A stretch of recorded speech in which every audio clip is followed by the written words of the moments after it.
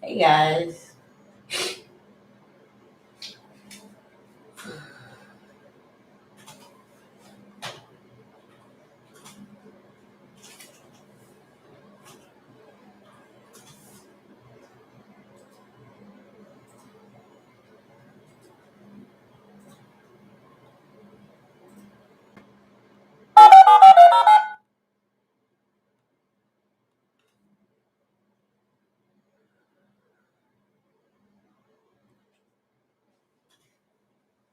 Your show now, press 1.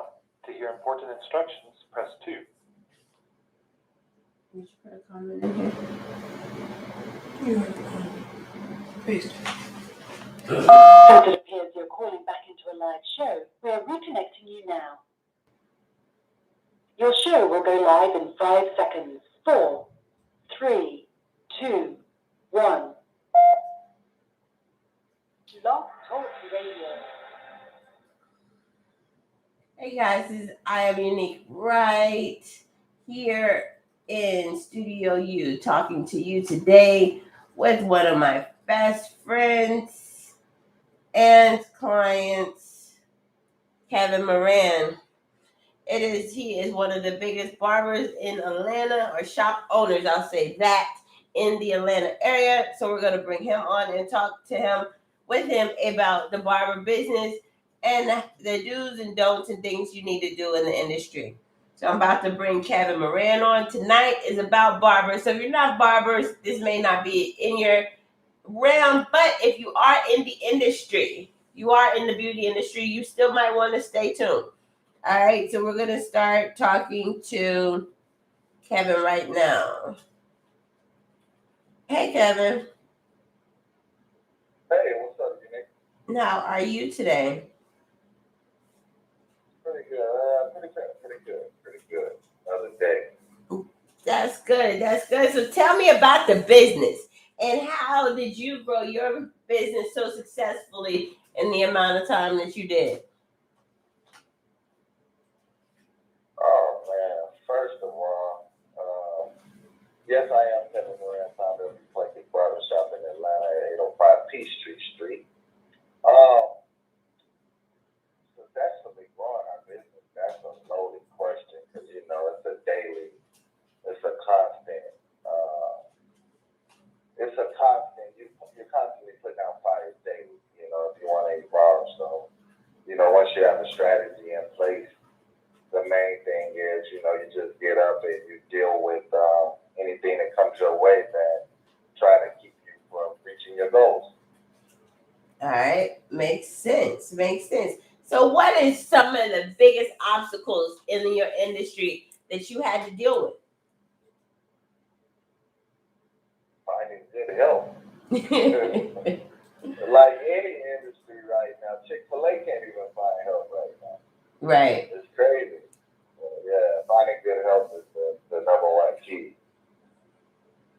Having consistency and people that believe in the vision and have the same work ethic as you do. Wow. So. Or having drive. All right. So you have how many barbershops now? Right now we have 2. Okay. And you're planning on expanding, right, to another one in the near future? Yeah, once things open up and time permits itself, still need to put the horse before the cart. When it's time for you to expand, you're gonna be forced out of where you are, or you're gonna be placed in a position where it's just a no-brainer, pretty much. So it's definitely in the plan, but we won't put the horse before the cart. All right. So give us a trick give us 2 of your tricks.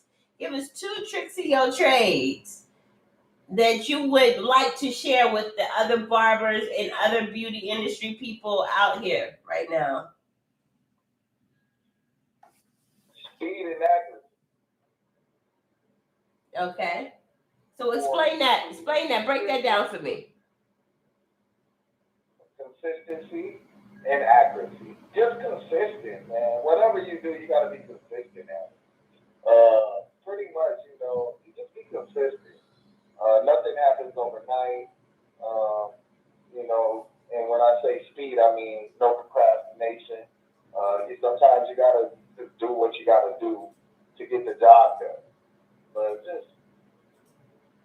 consistency is the main key. Just stay consistent with your vision and always work towards it and in a timely manner. And I believe that's the two tricks of the trade for the most part. Just staying consistent. Nice. And having some diligence about it. Right. So, what can you say the reason why you think, this is just your personal opinion, on why you think some barbers don't excel like you do? Oh, man. I would, everybody has their different level of where they feel like, they should be. But, it starts with the vision, the individual vision. Some people just want to, make enough money to, get by for the day, eat good, and go get a new pair of kicks. Then some people are hustling for the longevity. Some people got families to feed. Some people got children to feed, got a house to take care of. So it's all, to me, it's all based upon your level of responsibility and how far you're willing to go to invest in your craft. So me personally, I've always I go hard and I take my craft serious. So if you take your craft serious, you don't want to be a mom and pop or you don't want to be a bootleg barber. You want the most, the best out of your craft. So for me, it's different, because I idolize the professionalism and the craftsmanship of what this industry. So we got a lot of history in this industry, and you got people like Alonzo Herndon, people that have been doing business for a long time, that's been in this business and paved the way for us not to be taking it serious. So motivation is based upon, where you value yourself as a barber. Are you a bootleg barber or are you a professional? Right. And so I get motivated off the professionalism. Makes sense. That's a lot of good little tidbits you just put out there. So guys, are y'all a professional barbers? Are y'all bootleg barbers? Are y'all cutting out the house? Y'all cutting on the porch? Like, where do y'all see yourselves? What enlightens you guys to do what you do and to grow how you choose to grow? So another hard question I'm gonna ask. Me and you had this conversation over and over again and again. What do you think in a barbershop, running a barbershop in 2020? We're in 2021, right? 2021. Are they still big on booth rent? Or are we on commission now? What is best for a barber in that industry to do? What do you got to say about that one? Man, I got a lot to say. I'm on both sides of it. I see it from a barber's point of view. I see it from a salon owner's point of view.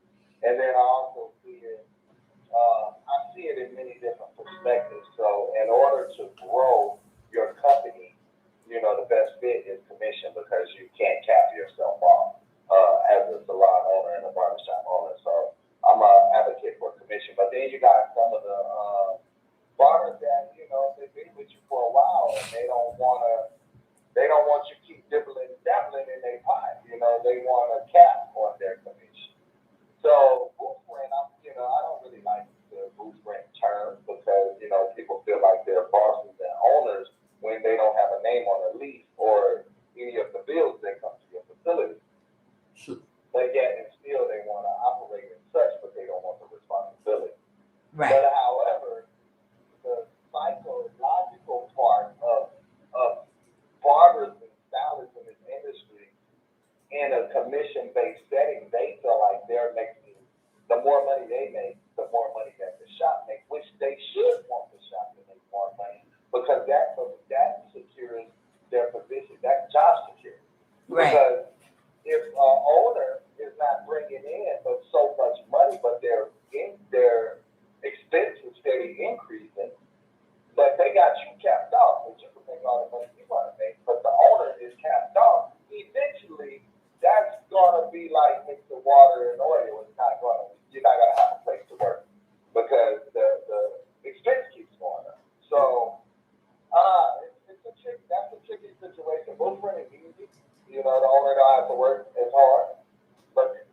commission is it's a lot of tracking. You got to have a good system, which you are great at building systems. You need so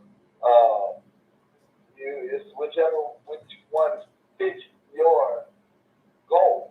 If you want to grow into multiple shops, then I suggest you figure out how to make commission work.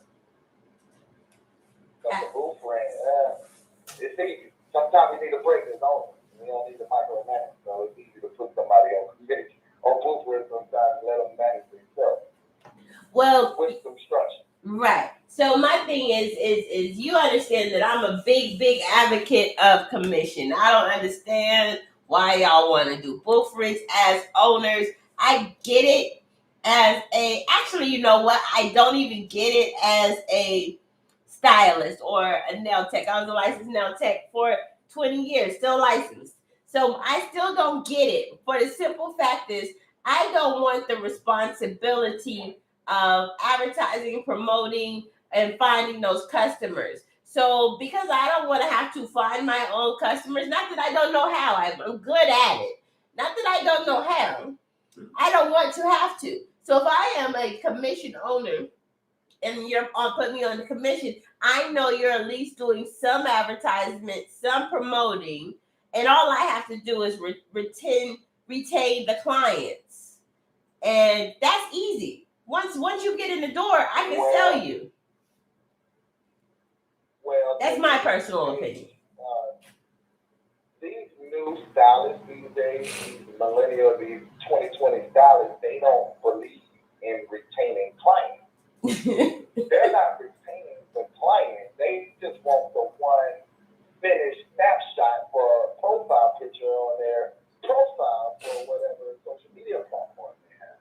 They're not in the business of retaining clients. So as an owner on a commission base, you're spending all this money in marketing, you get these clients, and then your new style barber are not retaining them. So that means you're throwing money away. You're throwing money out the door to get these clients. So sometimes, this begins from me being an advocate of the booth rent. Make them go get their own clients, and they appreciate it more. Well, you know what? Or I'm gonna hit you with a hard left right. What if you give them an incentive to retain their customers so they get more commission on return customers? You ever thought about that? Well, as this new millennium barber, this new millennium stylist, yeah, they're going to retain them, but once they retain so many, they're going to eliminate the source. Nah. They feel like, they're doing the work. Even though it's a partnership, you're bringing the customer, but they feel like they're doing the work. But so eventually, you're going to cap yourself anyway because they're going to be turning your business away. But the thing is that they're going to cap themselves. But as long as you keep other barbers in them chairs rotating, you still making money. Definitely. So you definitely have to, man, no, I still support the commission because I do commission. I've been looking at both sides of it. Looking at I probably going over the booth rent many a time, but I put too much in marketing for me to even think about it twice. I love it. I wish I was able to take the easy way out, but I chose the harder way. But your cash flow, which is another issue that a lot of barbers have in their industry, is the reason why they can't grow their business is because you don't have cash flow. And you have used your business to create cash flow, and so that your business looks more stable than somebody doing booth rent, because everybody is taking money in their different Cash App, Zelles, cash from their clients. So because you're able to control that level of cash flow in your industry, then you're able to help grow your business and create more stable opportunities for your barbers. So that may be a way to incentivize them and to make them understand. We know your setup, and your setup is flawless almost. So I'm just throwing this out there for the people who are listening to get them thinking and processing outside of their normal box. So those are the things that I'm hinting at. and to tell people about when you're building your system out and when you're trying to get new barbers and you're trying to get people out here to work with you, and figuring out what is their incentive. So maybe you need to ask your barbers what their what do you think, what motivates them? Yeah, I agree. Other than money. Because money, I mean, you could get money. It's easy to get money. You can go out there and be a drug dealer if you wanted just money. You know what I mean? But in the industry, in the beauty industry, where, you know, maybe it's a question you should have in your next meeting. What motivates you to even cut hair? Exactly. What are your goals? Right. Where do you see yourself in the next 2 to 5 years? Yeah, short-term goals too. Oh, don't do that 10-year, 5-year stuff, because people, realistically, we're in a time that is a right now, instant gratification. And if you're talking to millennials or Gen X's, most of the people are Gen X's because we're millennials. Kevin, I didn't think you knew that, but we're millennials, and they're Gen X's. You know, so we know about hustling. We know about going out there, passing out cards. We know about calling our clients and following up with them and sending out. I used to have to write thank you letters and handwriting, sending out thank you cards. So that, I mean, or now we got email or at least a thank you text. Thank you for your service, for coming by. When I was on or booth rent, you know, that's how you keep people coming back. Now they send you a DM. Yeah. So now we went from a hand card to a email to a text message, and now we in your DMs. And that's how you communicate with your clientele. That's how you reach out to your client. Thank you through a DM. Damn. Thank you through a DM. Boy, times has evolved in this industry. Email blast. No. That's crazy. That is super duper crazy when you're thinking about it in the long term. You know? Damn, I had another question for you. I had something else that I was sitting at the lip. Do you have anything out there to share while I'm trying to remember my question that I had?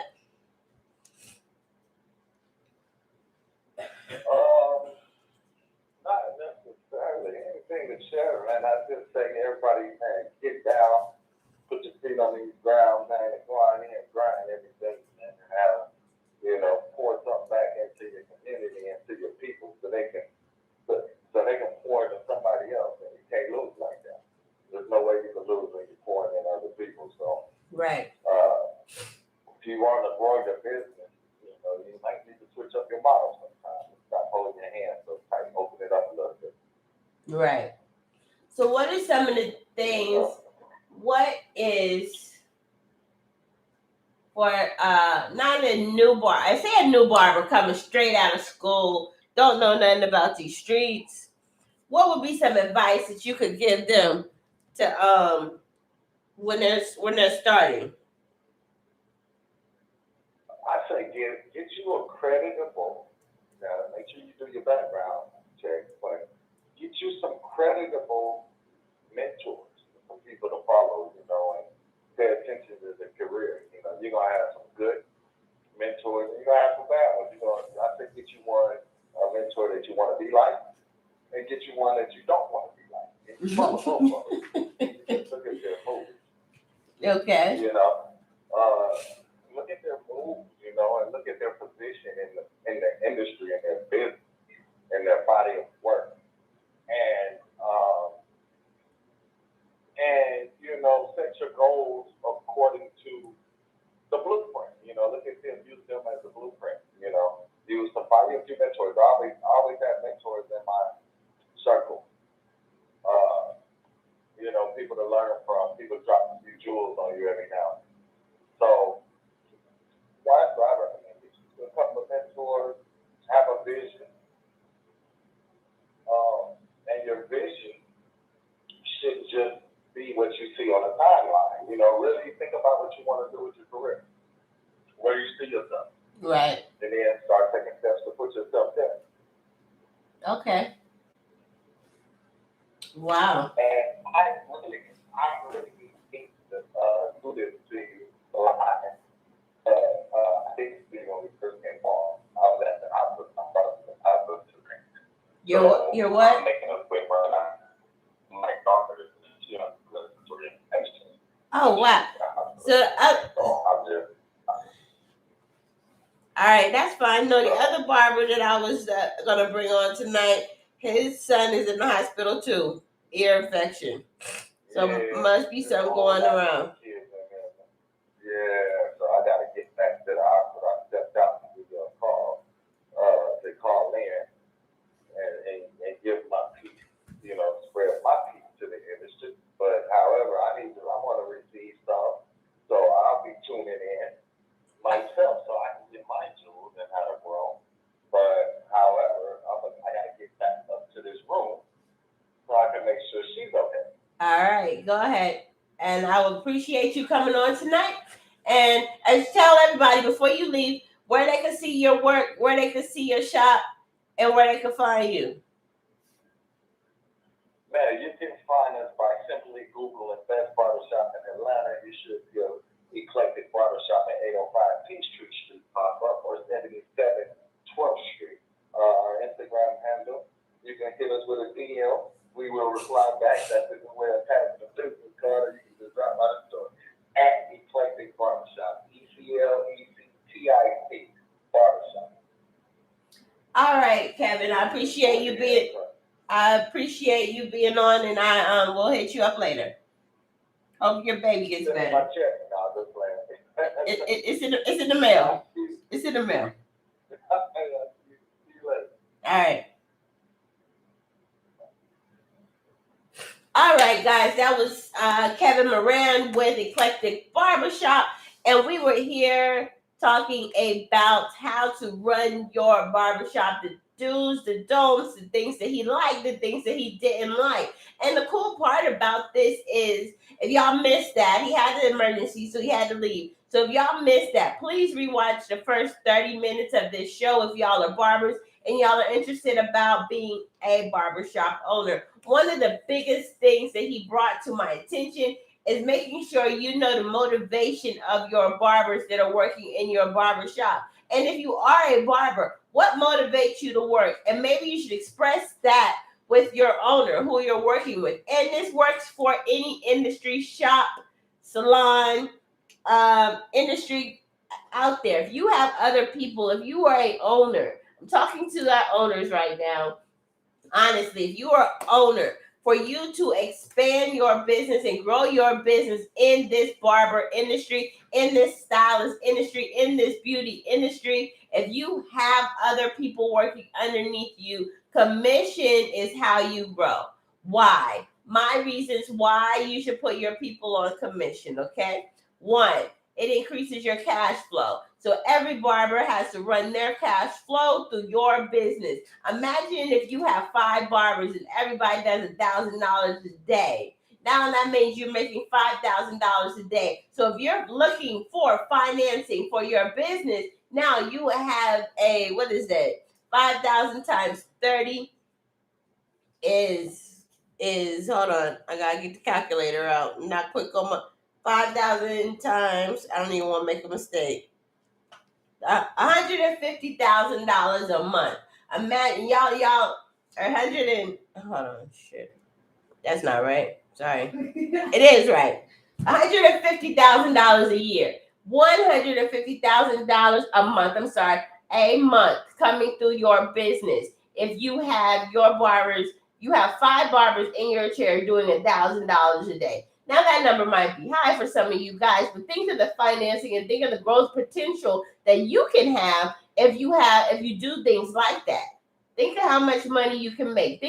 Because now I have lenders right out here now. If your business is bringing $1 million in a year, now y'all are like, wow, that's a lot of money. They're giving you 30% lines of credit on that.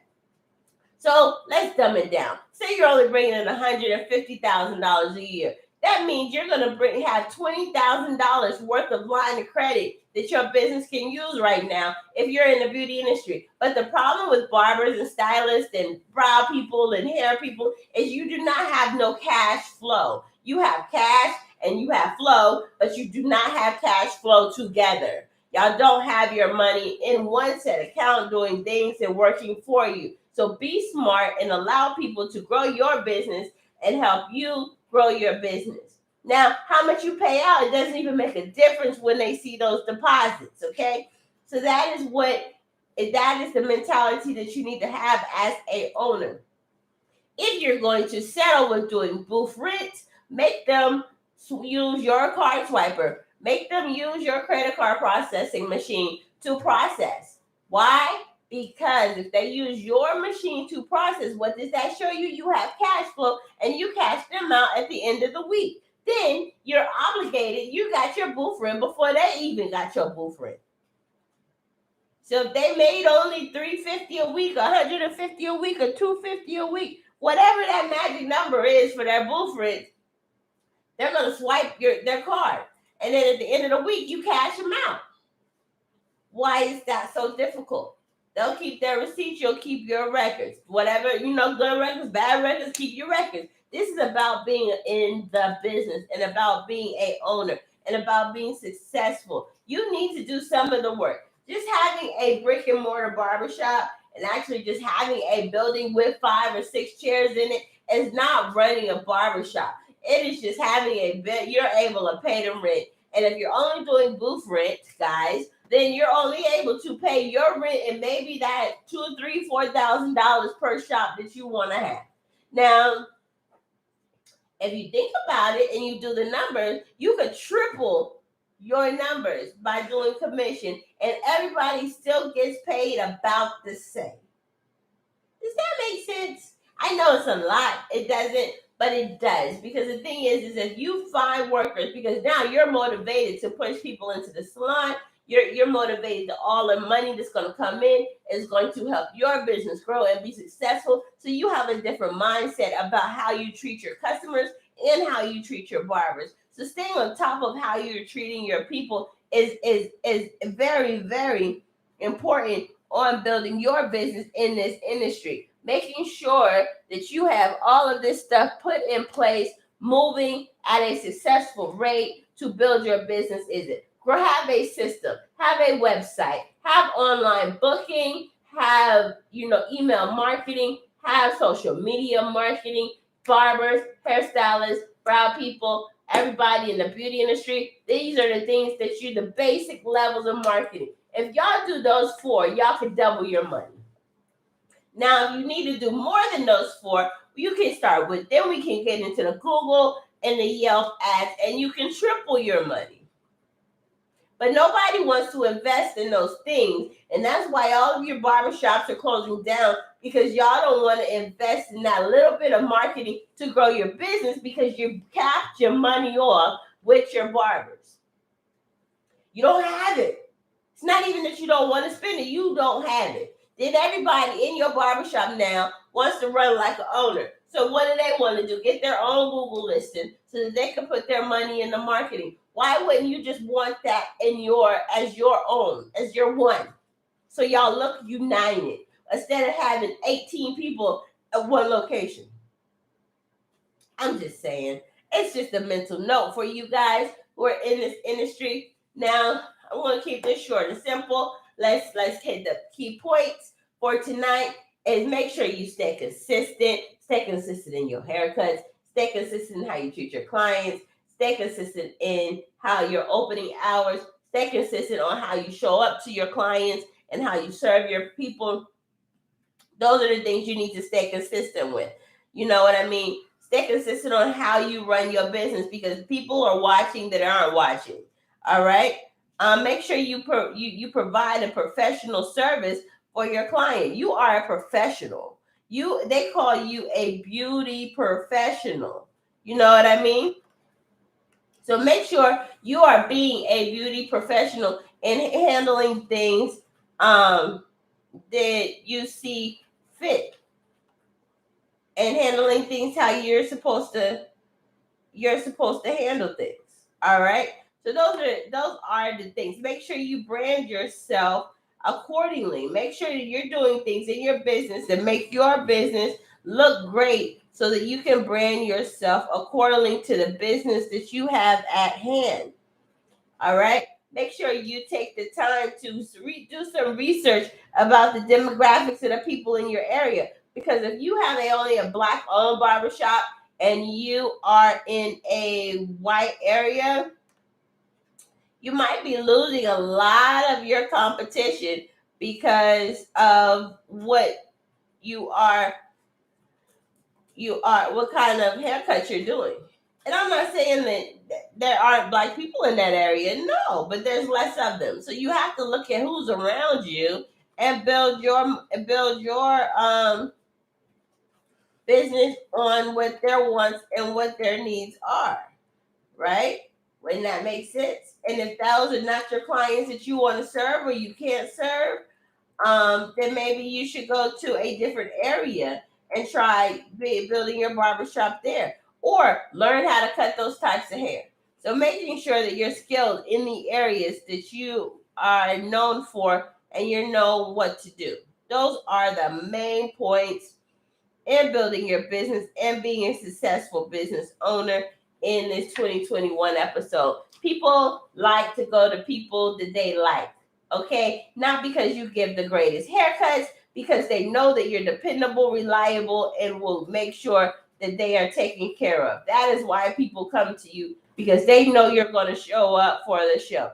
They know that you know what the assignment is. All right. So, guys, this is I Am Unique Right, your DIY business coach. We're going to sign off tonight a little early because my last guest did not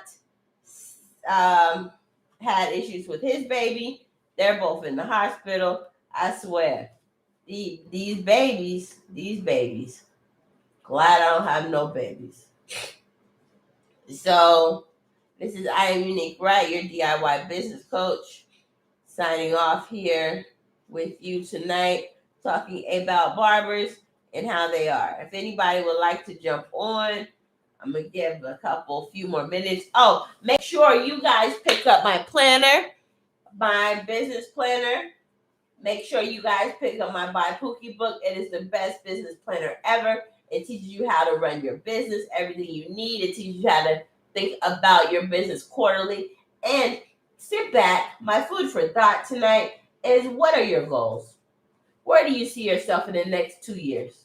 Not even 5 years, just 2 years. What do you see yourself doing in 2023? Where do you see yourself going? Because you have to be able to vision sooner than later. Because 10 and 20 years, those you never know what's going to happen in that 5 to 10 year goals. Those are not realistic anymore. Think about, because if you don't have 2-year goals, you're never going to get to a 5-year goal or a 10-year goal or a 20-year goal, because you don't even know what you're going to do tomorrow.